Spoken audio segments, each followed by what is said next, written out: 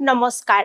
ই কক্সালৈ সকলোকে স্বাগতম জনাইছো মই অনামিকা দাস আজি মই তোমালোকৰ লগত আলোচনা কৰিবলৈ লৈছো দশম শ্ৰেণীৰ তৃতীয়টো পাঠৰ প্ৰশ্ন উত্তৰসমূহ মৰমৰ ছাত্ৰ-ছাত্ৰীসকল ইতিমধ্যে আমি আগৰ অংশটোত এই অধ্যায়টোৰ মূল বিষয়বস্তুসমূহ পুংখানুপুংখভাৱে আলোচনা কৰিছো এতিয়া আমি প্ৰশ্ন উত্তৰ শিতানলৈ আহিছো প্ৰথম প্ৰশ্নলৈ আহিছো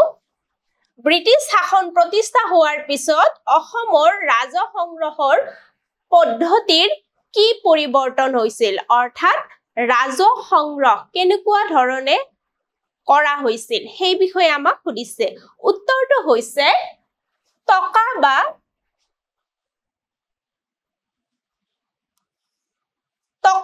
মুদ্ৰাৰ মাধ্যমত ৰাজহ সংগ্ৰহ কৰা হৈছিল অৰ্থাৎ ব্ৰিটিছে এই নতুন সিস্টেমটো বা পদ্ধতিটো আনিছিল এতিয়া আমি পৰৱৰ্তী প্ৰশ্নলৈ আহিছো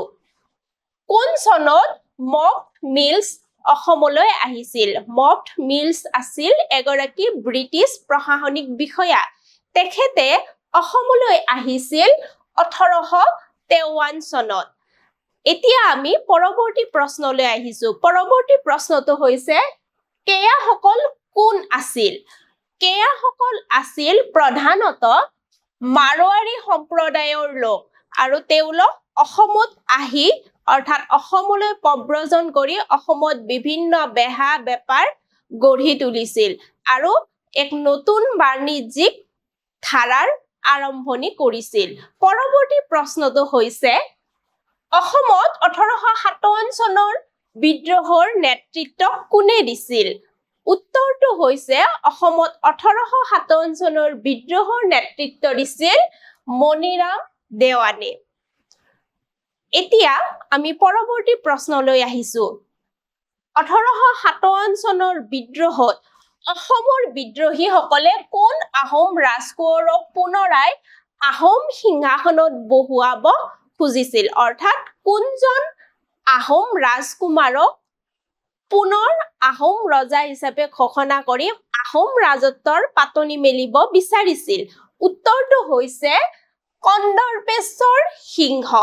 ইতিমধ্যে আমি কন্দৰ্পেশ্বৰ সিংহৰ বিষয়ে আগৰ অংশত আলোচনা কৰিছো পৰৱৰ্তী প্ৰশ্নটো হৈছে মণিৰাম দেৱানক কোন বঙালী মুক্তিয়াৰে সহায় কৰিছিল উত্তৰটো হৈছে মধু মল্লিক নামৰ এজন বঙালী মানুহে মণিৰাম দেৱানক সহায় কৰিছিল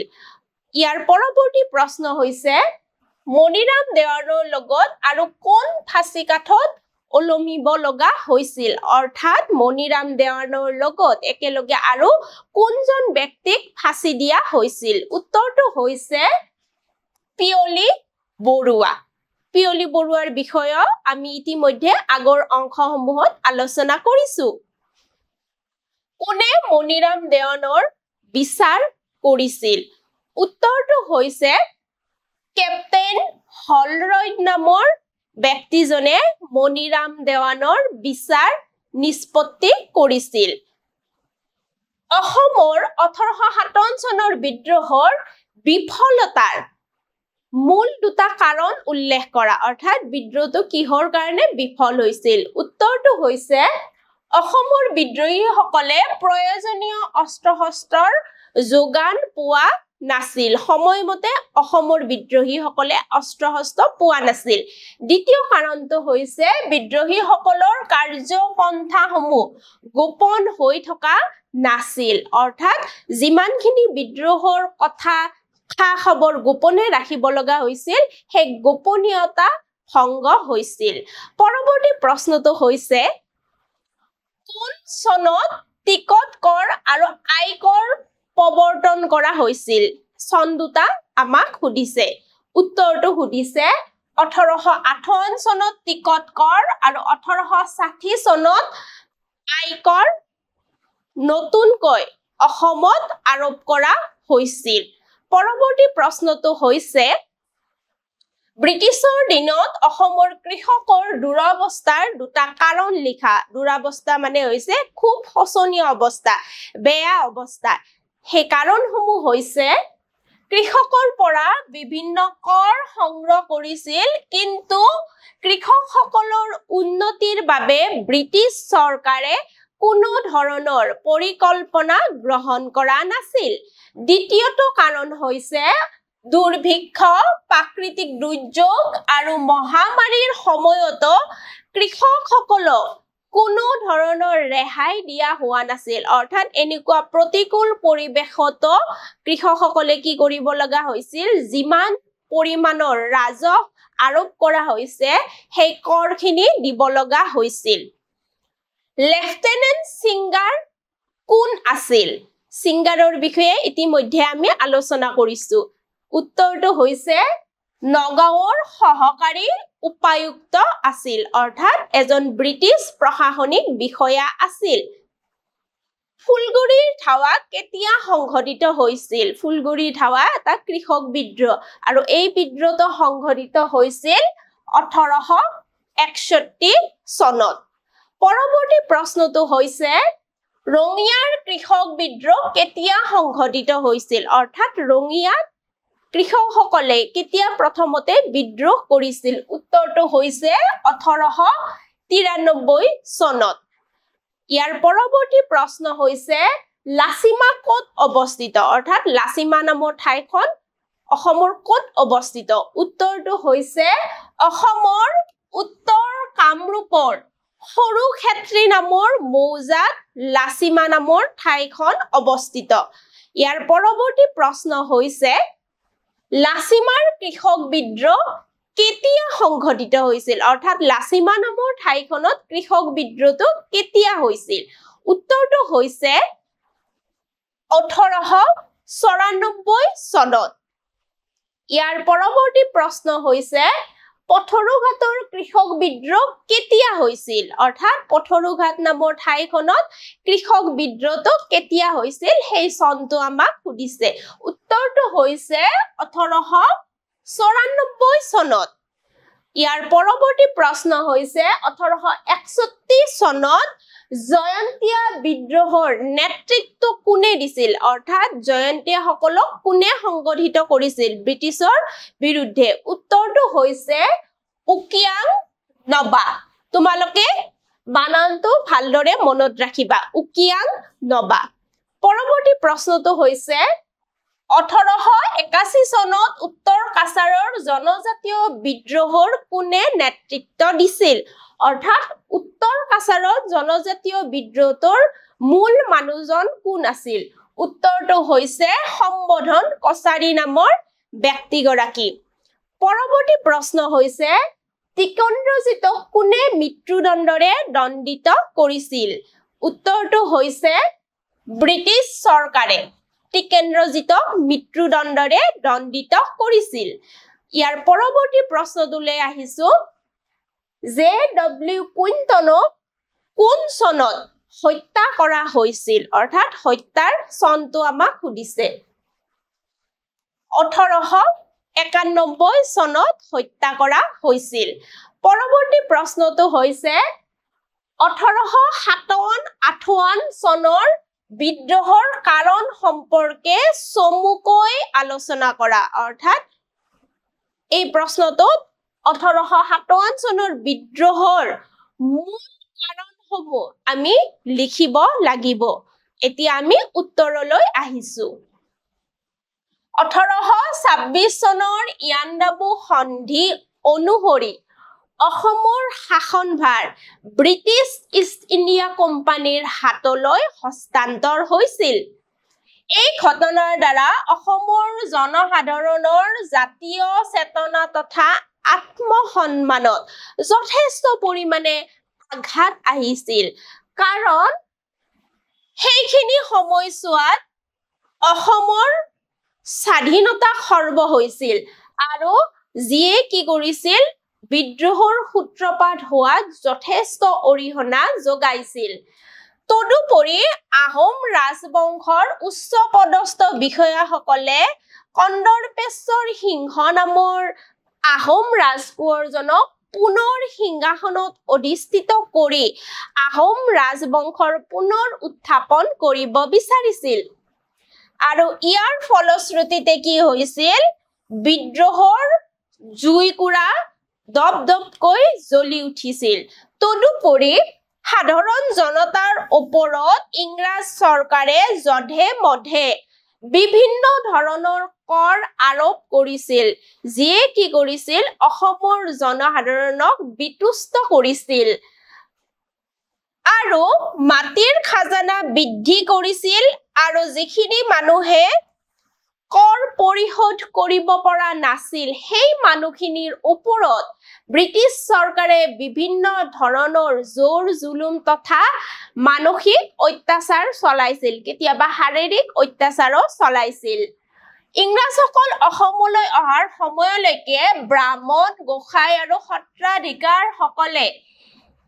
বিনা খাজানাত অৰ্থাৎ কৰ নিদিয়াকৈ লাখেৰাজ ভূমি তেওঁলোকে উপভোগ কৰিছিল কিন্তু ব্ৰিটিছ চৰকাৰ অহাৰ লগে লগে এই ব্যৱস্থাটোৰ অন্ত পৰিছিল আৰু ইংৰাজে কি কৰিছিল সেই মাটিবিলাক কাঢ়ি লৈছিল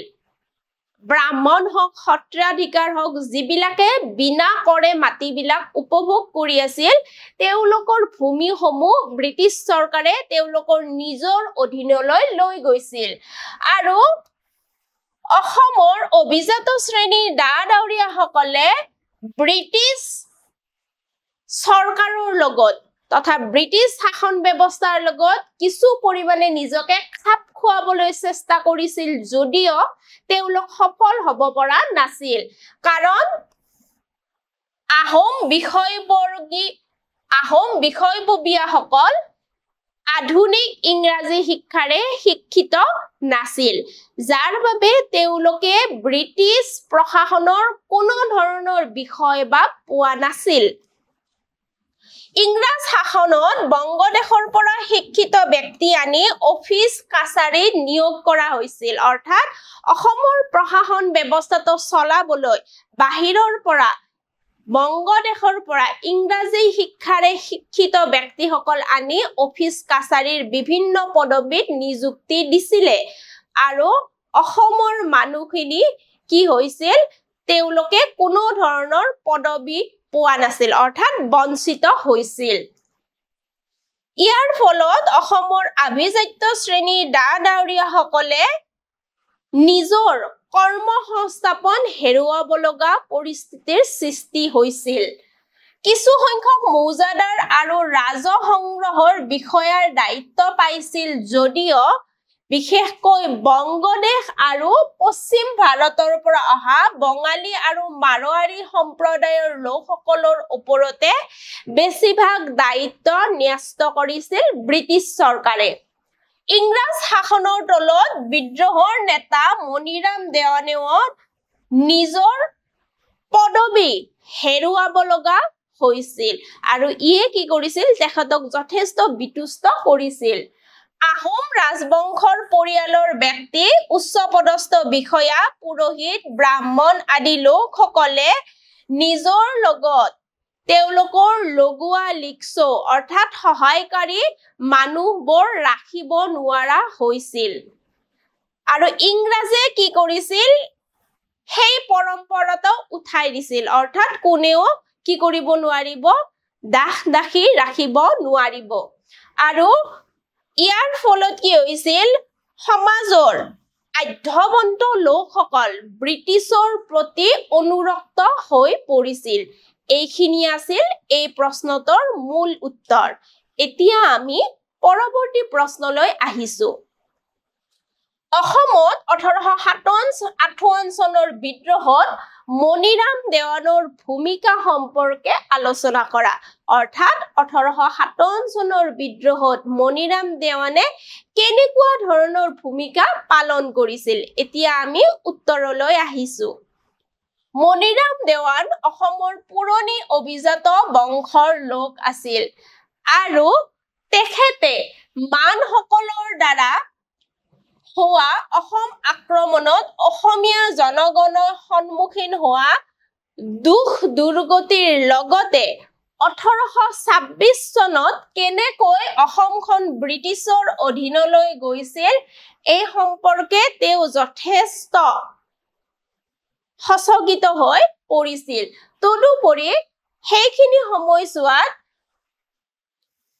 এই বিশেষ ঘটনাসমূহ কেনেদৰে সংঘটিত হৈছিল কেনেকুৱা অৱস্থাৰ সৃষ্টি হৈছিল সেই সকলোৰে সাক্ষী আছিল মণিৰাম দেৱান তদুপৰি প্ৰথম অৱস্থাত তেখেত ব্ৰিটিছ শাসনৰ বিৰোধী নাছিল অৰ্থাৎ ব্ৰিটিছ শাসনৰ আৰম্ভণিতে মণিৰাম দেৱান ব্ৰিটিছৰ প্ৰতি ইমান বেছি অনুৰক্ত নাছিল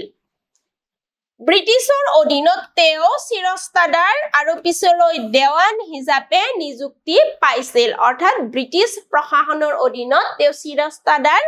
আৰু পিছলৈ দেৱান হিচাপে কাৰ্যনিৰ্বাহ কৰিছিল কিন্তু পৰৱৰ্তী সময়ত ব্ৰিটিছ মালিকাধীন অসম টি কোম্পানীত যোগদান কৰিছিল কিন্তু ব্ৰিটিছ চৰকাৰৰ পৰা বিভিন্ন দিশত পাব লগা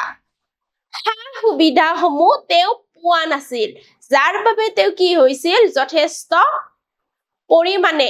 ব্ৰিটিছ চৰকাৰৰ প্ৰতি অনুৰক্ত হৈ পৰিছিল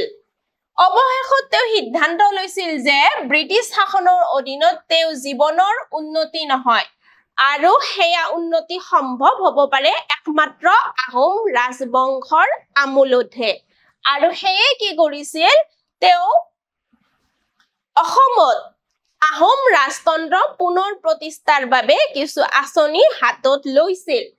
তাৰে ফলশ্ৰুতিত তেওঁ কি কৰিছিল অসমৰ পৰা ব্ৰিটিছ শাসন ওফৰাই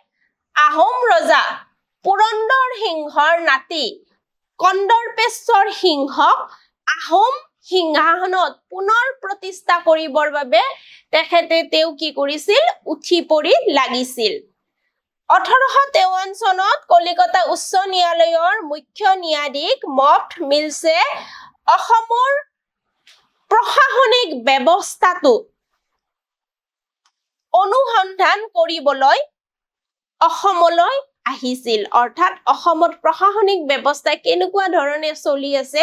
কেনেকুৱা ধৰণৰ সুবিধা বা অসুবিধাৰ সৃষ্টি হৈছে ব্ৰিটিছ চৰকাৰ অসমত সুৰক্ষিত নে এই সকলোবিলাক অনুসন্ধান কৰিবলৈ তেখেত আহিছিল আৰু মণিৰাম দেৱানে তেওঁৰ ওচৰত দুখন আৰ্জি পেশ কৰিছিল অৰ্থাৎ দুখন আবেদন পত্ৰ দিছিলে এখনত তেওঁ ব্ৰিটিছ চৰকাৰলৈ আগবঢ়োৱা সেৱাৰ বিষয়ে এক প্ৰতিবেদন দিছিল অৰ্থাৎ তেওঁ ব্ৰিটিছ চৰকাৰৰ প্ৰতি কেনেদৰে সেৱা আগবঢ়াইছিল এই সকলোবিলাক কথা লিপিবদ্ধ কৰিছিল আৰু তাৰ কিছু ফল তেখেতক দিবলৈ অনুৰোধ জনাইছিল আৰু অন্য এখন প্ৰতিবেদনত তেওঁ লিপিবদ্ধ কৰিছিল যে এজন আহোম ৰাজকোঁৱৰৰ হাতত শাসনভাৰ প্ৰদান কৰি উজনি অসমৰ কিছু অংশত পুনৰ আহোম ৰাজবংশ প্ৰতিষ্ঠা হ'ব লাগে লগতে অভিজাত শ্ৰেণীৰ দুখ দুৰ্দশাৰ কথাও তেওঁ সবিশেষ লিপিবদ্ধ কৰিছিল অৰ্থাৎ ব্ৰিটিছ আমোলত আহোম অভিজাত শ্ৰেণীয়ে কেনেকুৱা ধৰণে বঞ্চিত হৈছিল কেনেকুৱা ধৰণৰ অসুবিধা পাইছে এই সকলোবোৰ কথা তেওঁ লিপিবদ্ধ কৰিছিল মিলে প্ৰতিবেদনৰ বিভিন্ন দিশ পৰ্যালোচনা কৰিছিল যদিও অৱশেষত মণিৰাম দেৱানৰ আবেদনৰ প্ৰতি কোনো ধৰণৰ সঁহাৰি জনোৱা নাছিল বৰঞ্চ মণিৰাম দেৱানক এজন চক্ৰান্তকাৰী ব্যক্তি হিচাপেহে অভিহিত কৰিছিল অৰ্থাৎ মণিৰাম দেৱানে আবেদন পত্ৰত যিমানবোৰ কথা লিপিবদ্ধ কৰিছিল তাৰ প্ৰতি কোনো গুৰুত্ব দিয়া নাছিল ইয়াৰ বিপৰীতে ওলোটা মণিৰাম দেৱানক এজন চক্ৰান্তকাৰী ব্যক্তি হিচাপে অভিহিত কৰিছিল ব্ৰিটিছৰ বিৰুদ্ধে চক্ৰান্তকাৰী বিষয়া বুলি গণ্য কৰিলে মিলৰ প্ৰতিবেদনে মণিৰাম দেৱানৰ আশা ধূলিসাৎ কৰিছিল আৰু তেওঁ সম্পূৰ্ণ ইংৰাজ বিৰোধী হৈ পৰিছিল অৰ্থাৎ প্ৰথম অৱস্থাত যদিও তেখেতৰ ব্ৰিটিছ চৰকাৰৰ প্ৰতি অলপ হলেও সহমৰ্মিতা আছিল পিছলৈ কিন্তু সেই সকলোবিলাক নোহোৱা হৈ পৰিছিল যেহেতু তেওঁ নিজৰ সীমাবদ্ধতা জানিছিল সেয়েহে তেওঁ ব্ৰিটিছৰ বিৰুদ্ধে সমূহ সমৰলৈ নগৈ তেখেতে কি কৰিছিল 1857 চনৰ প্ৰথম ভাগত কলিকতালৈ গৈছিল অৰ্থাৎ মণিৰাম দেৱানে নিজৰ কৰ্মৰ সামৰ্থ্যটো বুজি পাইছিল আৰু তেওঁ ব্ৰিটিছৰ মুখামুখি যুদ্ধলৈ অহা নাছিল আৰু 1857 চনৰ প্ৰথম ভাগতে তেখেতে কলিকতালৈ গমন কৰে আৰু কন্দৰ্পেশ্বৰ সিংহক ৰজা পাতিবলৈ চৰকাৰক এখন কি কৰিছিল পুনৰ আৰ্জি পেশ কৰিছিল আৰু এখন তেওঁ কি কৰিছিল আবেদন দিছিল কিন্তু বংগদেশৰ লেফটেনেণ্টে গভৰ্ণৰৰ সাক্ষাৎ লাভ কৰিবলৈ সক্ষম হোৱা নাছিল অৰ্থাৎ এই প্ৰতিবেদনখন একো ফলপ্ৰসূ নহল সেই সময়তে মিৰাটত ব্ৰিটিছৰ বিৰুদ্ধে চিপাহী বিদ্ৰোহৰ সূত্ৰপাত হৈছিল অৰ্থাৎ যিখিনি সময়ত মণিৰাম দেৱান কলিকতাত আছিল সেইখিনি সময়তে মিৰাটত কি হৈছিল এক বিদ্ৰোহৰ সূত্ৰপাত হৈছিল বিদ্ৰোহৰ বিষয়ে জানিব পাৰি লগে লগে অসমতো ব্ৰিটিছ সৈন্যবাহিনী থকা ভাৰতীয় সৈন্যৰ সহযোগত বিদ্ৰোহ কৰি অসমৰ পৰা ব্ৰিটিছ শাসন ওপৰাই পেলাবলৈ মণিৰাম দেৱানে আঁচনি হাতত ললে তেওঁ কলিকতাৰ পৰা কিছু গোপন পত্ৰ যোৰহাটত থকা কন্দৰ্পেশ্বৰ সিংহ আৰু অন্য বিশ্বাসী লোকলৈ প্ৰেৰণ কৰিছিল অৰ্থাৎ এই সম্পৰ্কে তেখেতে কলিকতাৰ পৰা যোৰহাটত থকা কন্দৰ্পেশ্বৰ সিংহ তথা অন্যান্য সহযোগী যিসকল বিশ্বাসী আছিল তেওঁলোকলৈ কিছু পত্ৰ প্ৰেৰণ কৰিছিল পৰিকল্পনা মতে আহোম ৰজা কন্দৰ্পেশ্বৰ সিংহৰ অধীনত থকা অসমৰ চিপাহী সকলে বিদ্ৰোহ কৰিব অৰ্থাৎ কন্দৰ্পেশ্বৰ সিংহৰ যিখিনি অনুগামী সৈন্য আছিল পৰিকল্পনা মতে তেওঁলোকে বিদ্ৰোহ কৰিব আৰু মণিৰাম দেৱানে কি কৰিব অস্ত্ৰ শস্ত্ৰ সহ কলিকতাৰ পৰা আহি তেওঁলোকক সহায় কৰিব অৰ্থাৎ মণিৰাম দেৱানে কলিকতাৰ পৰা অস্ত্ৰ সৰবৰাহ কৰিব আৰু অসমলৈ আহি তেওঁলোকক কন্দৰ্পেশ্বৰ সিংহৰ বাহিনীটোক কি কৰিব সহায় কৰিব বাহাদুৰ গাঁওবুঢ়া ফৰমুদ আলী পিয়লি বৰুৱা দুতিৰাম বৰুৱা মায়াৰাম নজিৰ আদি অসমৰ অভিজাত কিছু সংখ্যক শ্ৰেণীয়ে মণিৰাম দেৱানক সহযোগিতা কৰিছিল কিন্তু 1857 চনৰ ছেপ্টেম্বৰ মাহত ব্ৰিটিছ বিষয়া তেখেতৰ নাম আছিল কেপ্টেইন হলৰয় আৰু কেপ্টেইন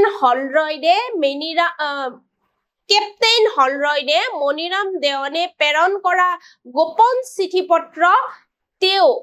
নিজৰ হাতলৈ নিবলৈ সক্ষম হৈছিল আৰু ইয়াৰ ফলত কি হৈছিল বিদ্ৰোহৰ যি কাৰ্যপন্থা হেয়া গোপনীয় হৈ থকা নাছিল য'ত ইংৰাজৰ বিৰুদ্ধে কৰা ষড়যন্ত্ৰৰ কথা উল্লেখ আছিল অৰ্থাৎ চিঠি পত্ৰসমূহত ষড়যন্ত্ৰৰ বিষয়ে উল্লেখ আছিল আৰু ব্ৰিটিছ চৰকাৰ এই সকলোবোৰ ষড়যন্ত্ৰ চিঠিবোৰ তেওঁলোকৰ হাতলৈ নি কি কৰিব পাৰিছিল সকলো কথাৰ উমান পাইছিল কন্দৰ্পেশ্বৰ সিংহক ইয়াৰ পিছতে কি কৰিছিল ব্ৰিটিছে আটক কৰিছিল অৰ্থাৎ ব্ৰিটিছৰ অধীনলৈ নিছিল আৰু কলিকতাৰ আলিপুৰ নামৰ জেইলত বন্দী কৰি ৰাখিলে ইপিনে কলিকতাত থকা মণিৰাম দেৱানক ইংৰাজে বিচাৰি উলিয়াইছিল আৰু আলিপুৰ নামৰ জেইলত কিছুদিন তেখেতক ৰাখিছিল আৰু ইয়াৰ পিছত ব্ৰিটিছ চৰকাৰে 1858 চনৰ 26 ফেব্ৰুৱাৰীত পিয়লি বৰুৱাৰ লগতে মণিৰাম দেৱানক ফাঁচি দিছিল অৰ্থাৎ মৃত্যুদণ্ডৰে দণ্ডিত কৰিলে আৰু এনেদৰে কি হৈছিল মণিৰাম দেৱানৰ সকলোবিলাক পৰিকল্পনা বিফল হৈছিল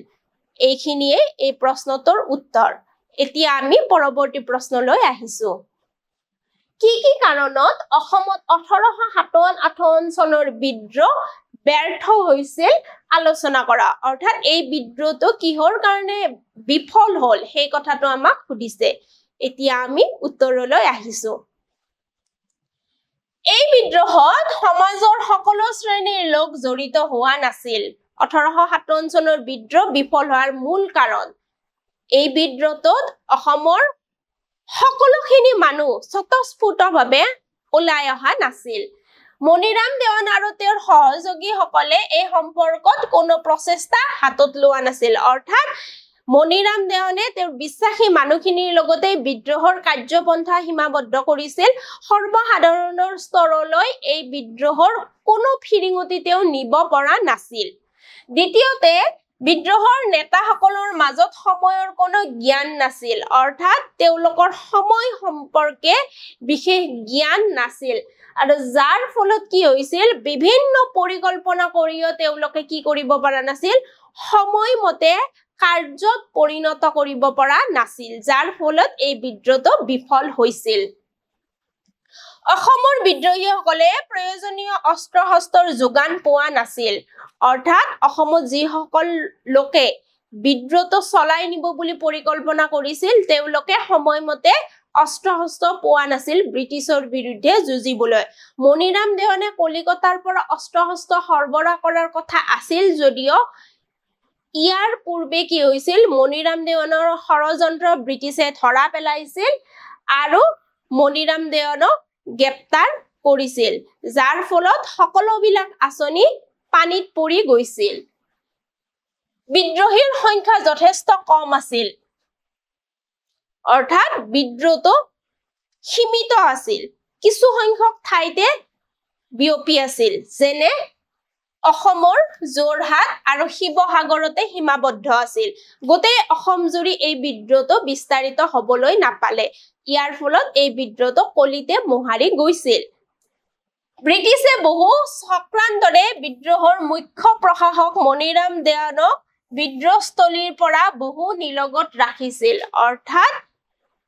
মণিৰাম দেৱানক যথেষ্ট ষড়যন্ত্ৰৰে কি কৰিছিল বিদ্ৰোহস্থলী অৰ্থাৎ অসমৰ পৰা দূৰত আটক কৰি ৰাখিছিল আৰু মণিৰাম দেৱান কলিকতাত থাকি তাৰ পৰা চিঠি পত্ৰ পঠাই যি বিদ্ৰোহটো পৰিচালনা কৰিম বুলি ভাবিছিল সেইটো এটা অবাস্তৱ কথা আছিল ভাৰতৰ অন্যান্য প্ৰান্তৰ দৰে অসমতো ব্ৰিটিছ সৈন্য বাহিনীত থকা ভাৰতীয় সৈন্যসকলে অসমত এই বিদ্ৰোহটোত কোনো যোগদান কৰা নাছিল অৰ্থাৎ ভাৰতৰ অন্য প্ৰান্তত যেনেদৰে চিপাহীসকলে বিদ্ৰোহত অংশগ্ৰহণ কৰিছিল অসমত যিসকল ভাৰতীয় চিপাহী আছিল তেওঁলোকে কিন্তু কোনো ধৰণৰ অংশগ্ৰহণ কৰা নাছিল আৰু ইয়াৰ ফলত কি হৈছিল বিদ্ৰোহীসকলৰ শক্তি লাহে লাহে কমি আহিছিল কাৰণ চিপাহীসকলৰে কি নাছিল সমৰ্থন নাছিল অসমৰ বিদ্ৰোহীসকলে তেওঁলোকৰ কাৰ্যপন্থাৰ গোপনীয়তা ৰক্ষা কৰাত ব্যৰ্থ হৈছিল আৰু ইয়াৰ ফলত কি হৈছিল গোপনীয়তা ভংগ হোৱাৰ ফলত বিদ্ৰোহীসকলে কিবা এটা কাৰ্যপন্থা হাতত লোৱাৰ আগতে কি কৰিব পাৰিছিল ব্ৰিটিছ চৰকাৰে তাত উপস্থিত হৈ সেই বিদ্ৰোহৰ সকলোবিলাক আঁচনি তথা কাৰ্যপন্থা ধ্বংস কৰিব পাৰিছিল এইখিনি আছিল বিদ্ৰোহটো বিফল হোৱাৰ মূল কাৰণ এতিয়া আমি পৰৱৰ্তী প্ৰশ্নলৈ আহিছো অসমত 1857 চনৰ বিদ্ৰোহৰ গুৰুত্ব সম্পৰ্কে আলোচনা কৰা অৰ্থাৎ 1857 চনৰ বিদ্ৰোহটো অসমত কেনেকুৱা ধৰণৰ গুৰুত্ব পাইছিল বা কিমান দূৰ সুদূৰ প্ৰসাৰী আছিল সেই বিষয়ে লিখিব লাগিব উত্তৰটো হৈছে যদিও 1857 চনত অসমত হোৱা বিদ্ৰোহ ব্ৰিটিছ চৰকাৰে কঠোৰ হাতেৰে দমন কৰিব পাৰিছিল কিন্তু অসমৰ ইতিহাসত প্ৰথমবাৰৰ বাবে এক সৰ্বভাৰতীয় ঐতিহাসিক ঘটনাৰ লগত আমাৰ অসম ৰাজ্যখন জড়িত হৈ পৰিছিল কাৰণ 1857 চনৰ বিদ্ৰোহটো হৈছে এটা সৰ্বভাৰতীয় ঐতিহাসিক ঘটনা আৰু অসমত যদিও এই বিদ্ৰোহটো ইমান বেছি বিস্ফোৰিত হোৱা নাছিল কিন্তু প্ৰথমবাৰৰ বাবে সামান্য পৰিমাণে হ'লেও কি হৈছিল এই বিদ্ৰোহৰ জুই অসমলৈ আহিছিল আৰু মণিৰাম দেৱান এই বিদ্ৰোহটোৰ লগত জড়িত হৈ পৰিছিল আৰু প্ৰথমবাৰৰ বাবে সৰ্বভাৰতীয় প্ৰেক্ষাপটত এনেকুৱা এটা যুগান্তকাৰী ঘটনাৰ লগত আমাৰ ৰাজ্যখন সাঙুৰ খাই পৰিছিল 1861 চনৰ পৰা অসমত আৰম্ভ হোৱা কৃষক বিদ্ৰোহসমূহ আৰু 1857 চনৰ বিদ্ৰোহৰ দ্বাৰা অনুপ্ৰাণিত হৈছিল বুলি ক'ব পাৰি। অৰ্থাৎ 1857 চনৰ বিদ্ৰোহে পৰৱৰ্তী সময়ত অসমত যিমানখিনি ব্ৰিটিছৰ বিৰুদ্ধে কৃষক বিদ্ৰোহ হৈছিল সেই কৃষক বিদ্ৰোহসমূহক বিশেষভাৱে প্ৰভাৱান্বিত কৰিছিল। অসমত হিন্দু আৰু মুছলমান এই দুয়োটা প্ৰধান সম্প্ৰদায় একগোট হৈ বিদ্ৰোহত অংশগ্ৰহণ কৰি সম্প্ৰীতিৰ এনাজৰীডাল অটুট ৰাখিবলৈ সক্ষম হৈছিল। 1857 চনৰ বিদ্ৰোহৰ পৰা ভাৰতীয় স্বাধীনতা আন্দোলনৰ অন্যান্য সংগ্ৰামীৰ দৰে অসমীয়া সংগ্ৰামীসকলেও মণিৰাম দেৱান তথা তেওঁৰ যিবিলাক সহযোগী আছিল তেওঁলোকৰ আদৰ্শৰ দ্বাৰা অনুপ্ৰাণিত হৈছিল। অৰ্থাৎ 1857 চনৰ বিদ্ৰোহৰ নেতৃবৃন্দই কি কৰিব পাৰিছিল পৰৱৰ্তী সময়ৰ অসমৰ স্বাধীনতাকামী লোকসকলক অনুপ্ৰাণিত কৰিব পাৰিছিল। ফুলগুৰি ধাৱাৰ ওপৰত এটা টোকা লিখা। ফুলগুৰি ধাৱা আছিল এটা কৃষক বিদ্ৰোহ। এই সম্পৰ্কে আমি কি কৰিব লাগিব এই বিদ্ৰোহটোৰ ওপৰত বিস্তাৰিতভাৱে লিখিব লাগিব। 1857 চনৰ বিদ্ৰোহৰ পিছত ব্ৰিটিছ চৰকাৰে ধনৰ ভঁৰাল টনকিয়াল কৰাৰ প্ৰয়োজনীয়তে কি কৰিছিল অসমত উৎপাদিত প্ৰায়বিলাক সামগ্ৰীৰ ওপৰত নতুনকৈ কৰ আৰোপ কৰিছিল। অৰ্থাৎ অসমত নতুন কৰ আৰোপ কৰিছিল। কিহৰ কাৰণে কৰিছিল তেওঁলোকৰ ভঁৰাল চহকী কৰাৰ উদ্দেশ্যেৰে। অসমৰ চৌপাশে ইংৰাজ চৰকাৰৰ শাসন আৰু শোষণৰ বিৰুদ্ধাচৰণৰ বতাহ বলিছিল। অৰ্থাৎ যেতিয়া ব্ৰিটিছ চৰকাৰে বিভিন্ন কৰ খাজানা ইত্যাদি আৰোপ কৰিছিল লাহে লাহে ব্ৰিটিছৰ শোষণৰ বিৰুদ্ধে আমাৰ অসমৰ কৃষকসকলৰ কণ্ঠ লাহে লাহে মুক্ত হৈছিল। অৰ্থাৎ তেওঁলোকে কণ্ঠ উলিয়াই দিব পাৰিছিল ব্ৰিটিছৰ বিৰুদ্ধে। ৰাইজৰ আক্ৰোশ লাহে লাহে বাঢ়িছিল কিয়নো আফু খেতি নিষিদ্ধ কৰিছিল। অসমত আফু খেতি যথেষ্ট পৰিমাণে হৈছিল আৰু ব্ৰিটিছে আফু খেতি নিষিদ্ধ কৰিছিল। তদুপৰি যিখিনি চৰ চাপৰি মাটি আছে অৰ্থাৎ চৰণীয়া ভূমি আছে তাৰ ওপৰত কি কৰিছিল ব্ৰিটিছ চৰকাৰে খাজানা আৰম্ভ কৰিছিল। যাৰ ফলত কি হৈছিল যিসকল পশুপালক আছিল যিসকল কৃষক আছিল তেওঁলোক যথেষ্ট পৰিমাণে বিতুষ্ট হৈছিল। নগাঁও জিলাৰ ৰহা ৰাজচক্ৰৰ অধীনত ফুলগুৰিৰ বৰ আহতৰ তলত 1861 চনৰ 18 অক্টোবৰত বিভিন্ন অঞ্চলৰ পৰা অহা কৃষকসকল একত্ৰিত হৈছিল আৰু এখন কি কৰিছিল বৃহৎ ৰাইজ মেলৰ অনুষ্ঠিত কৰিছিল। ৰাইজ মেল হৈছে কৃষকৰ দ্বাৰা সম্পাদিত কৰা এটা অনুষ্ঠান একত্ৰিত অনুষ্ঠান। আৰু সেইদিনা কি হৈছিল বিদ্ৰোহৰ বুজ লবলৈ অহা ইংৰাজ বিষয়া ছিংগাৰক ক্ষোভিত হৈ ৰাইজে কোবাই তেওঁক কি কৰিছিল হত্যা কৰিছিল আৰু মৃতদেহটোক কলং নদীত পেলাই দিছিল। অৰ্থাৎ ছিংগাৰ যিজন ব্ৰিটিছ প্ৰশাসনিক বিষয়া আছিল তেখেতৰ ওপৰত কৃষকসকল বিতুষ্ট হৈছিল। পিছদিনা একে ঠাইতে সমবেত হৈ থকা প্ৰতিবাদী জনতাৰ ওপৰত ইংৰাজ বাহিনীয়ে গুলী চালনা কৰিছিল আৰু এনেদৰে কি কৰিছিল ব্ৰিটিছসকলে কৃষক বিদ্ৰোহ নিপাত কৰিবলৈ চেষ্টা কৰিছিল আৰু এই ঘটনাত 39 জন নিৰীহ কৃষকৰ মৃত্যু হৈছিল। অৰ্থাৎ 39 জন কৃষক এই গুলী চালনাত মৃত্যু হৈছিল আৰু প্ৰায় 66 জন লোকক ব্ৰিটিছ চৰকাৰে আটক কৰি ইয়াৰে 32 জনক কলীয়া পানীলৈ প্ৰেৰণ কৰে আৰু ইয়াৰ পিছতো কি কৰিছিল ব্ৰিটিছ চৰকাৰে ফুলগুৰি অঞ্চলৰ আন 15 জন লোকক আটক কৰি তেওঁলোকৰ জিম্মালৈ লৈ গৈছিল। এইখিনি আছিল এই প্ৰশ্নটোৰ মূল কথা। এতিয়া পৰৱৰ্তী প্ৰশ্নলৈ আহিছো। 1894 চনত উত্তৰ কামৰূপত সংঘটিত হোৱা কৃষক বিদ্ৰোহ সম্পৰ্কে আলোচনা কৰা। অৰ্থাৎ উত্তৰ কামৰূপত কেনেকুৱা ধৰণে কৃষক বিদ্ৰোহ হৈছিল সেই বিষয়ে লিখিব লাগিব। 1861 চনৰ ফুলগুৰিত হোৱা কৃষক বিদ্ৰোহৰ পৰা ইংৰাজ চৰকাৰে একো বিশেষ শিক্ষা লোৱা নাছিল। অৰ্থাৎ ইয়াৰ পূৰ্বে 1861 চনত ফুলগুৰি নামৰ ঠাইত বৃহৎ কৃষক বিদ্ৰোহ সংঘটিত হৈছিল কিন্তু সেই কৃষক বিদ্ৰোহটোৱে কি কৰিব পৰা নাছিল ব্ৰিটিছ চৰকাৰৰ মন অলপো তেওঁলোকৰ সিদ্ধান্তৰ পৰা বিচ্ছেদ কৰিব পৰা নাছিল অৰ্থাৎ কোনো শিক্ষা লোৱা নাছিল আৰু ইয়াৰ পৰিৱৰ্তে কি কৰিছিল কৃষকৰ ওপৰত খাজানাৰ পৰিমাণ আকৌ বৃদ্ধি কৰি গৈ আছিল ইতিমধ্যে পূৰ্বে কৃষকসকল অসন্তুষ্ট হৈ কৃষক বিদ্ৰোহ সৃষ্টি কৰিছে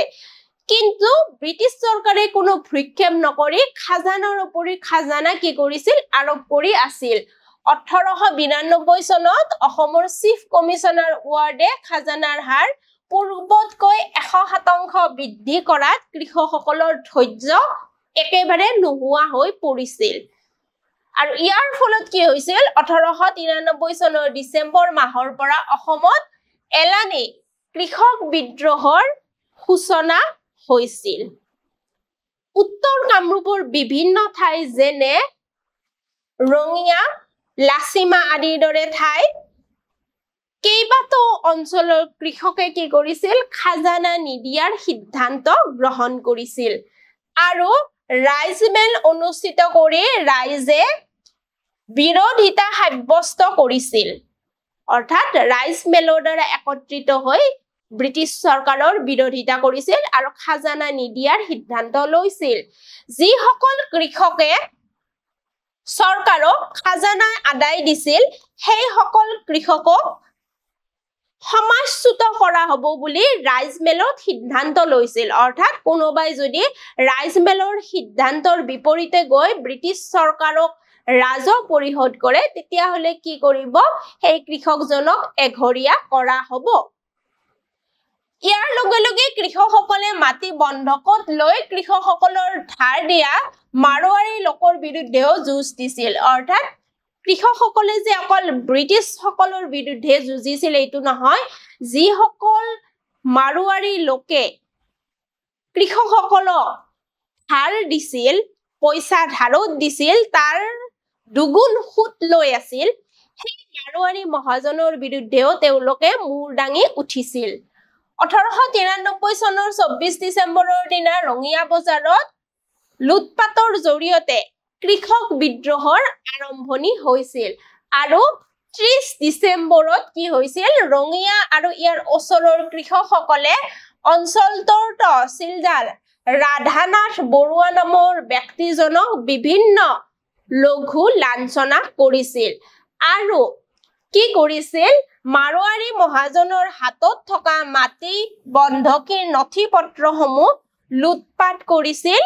বিদ্ৰোহী কৃষকসকলে কাৰণ মাটিৰ সকলোবিলাক কাগজ পত্ৰ এই মাৰোৱাৰী মহাজন হাতৰ আছিল আৰু সেইদিনা কি হৈছিল চৰকাৰৰ হস্তক্ষেপত কিন্তু পৰিস্থিতি কিছু পৰিমাণে নিয়ন্ত্ৰণলৈ আহিছিল অৰ্থাৎ যেতিয়া মাৰোৱাৰীৰ ওপৰত আক্ৰমণৰ কথা গম পালে তেতিয়া ব্ৰিটিছে কি কৰিলে এই ঘটনাটোত সহযোগিতা কৰিলে অৰ্থাৎ মাৰোৱাৰী সকলক সহযোগিতা কৰিবলৈ আহিছিল আৰু তেওঁলোকৰ হস্তক্ষেপত কিছু পৰিমাণে কৃষক বিদ্ৰোহটো নিয়ন্ত্ৰণলৈ আহিলে কৃষকসকল সুসংগঠিত হৈ থকাৰ বাবে পুলিচ প্ৰশাসনে প্ৰথম অৱস্থাত কিন্তু এজন লোকক গ্ৰেপ্তাৰ কৰিবলৈ সক্ষম হোৱা নাছিল কাৰণ কৃষকসকল একলগ হৈ মাৰ বান্ধি ব্ৰিটিছসকল তথা মাৰোৱাৰী সকলৰ বিৰুদ্ধে থিয় দিছিল 1894 চনৰ 8 জানুৱাৰীত কৃষকসকলে নিজৰ অভাৱ অভিযোগ উপায়ুক্তক জনাবলৈ এখন ৰাইজমেল অনুষ্ঠিত কৰিছিল অৰ্থাৎ কৃষকসকলে পুনৰ এখন ৰাইজমেল আয়োজন কৰিলে তেওঁলোকৰ অভাৱসমূহ জনাবৰ বাবে তাৰ পৰা 15 জন কৃষকক পুলিচে আটক কৰিলে অৰ্থাৎ ব্ৰিটিছ বাহিনী তাত উপস্থিত হৈ 15 জন কৃষকক তাৰ পৰা আটক কৰে আৰু 10 জানুৱাৰীত পুনৰ অনুষ্ঠিত এখন ৰাইজমেলত বিভিন্ন মৌজাৰ প্ৰায় 3000 কৃষক আহি সমবেত হৈছিল আৰু ইয়াৰ বিৰুদ্ধে প্ৰতিবাদ সাব্যস্ত কৰিছিল আৰু যিসকল বন্দী আছে সেই বন্দীসকলক মুকলাই দিবলৈ তেওঁলোকে কি কৰিছিল প্ৰতিবাদ কৰিছিল উপায়ুক্তই আলোচনাৰ বাবে তেওঁলোকৰ মাজৰ পৰা এজন প্ৰতিনিধি বিচাৰিছিল আৰু তেতিয়া সকলোবোৰ কৃষকে সমস্বৰে চিঞৰি উঠিছিল যে তেওঁলোকে বৰ্ধিত খাজানা আদায় নিদিয়ে আৰু জোৰ কৰি কি কৰিছিল থানাৰ ভিতৰত প্ৰৱেশৰ চেষ্টা চলাইছিল উপায়ুক্ত মেককেবে গুলি চালনাৰ নিৰ্দেশ দিয়াত কৃষকসকলে অৱশেষত সেই স্থান ত্যাগ কৰিবলৈ বাধ্য হয় ইয়াৰ পিছত উপায়ুক্তই এখন জাননী জাৰি কৰে যে তেওঁৰ আগতীয়া অনুমতি অবিহনে কোনেও যাতে ৰাইজ মেল অনুষ্ঠিত কৰিব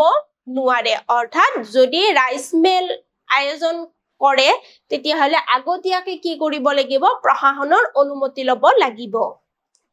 উপায়ুক্তই চক্ৰান্তৰে কৃষকৰ মাজৰ পৰা কিছু সংখ্যক ব্যক্তিক কনিষ্ঠবল পদত নিযুক্তি দি তেওঁলোকৰ সহায়েৰে কৃষকক খাজানা দিবলৈ ৰাজি কৰোৱাৰ লগতে ৰায়তত শান্তি স্থাপনৰ বাবে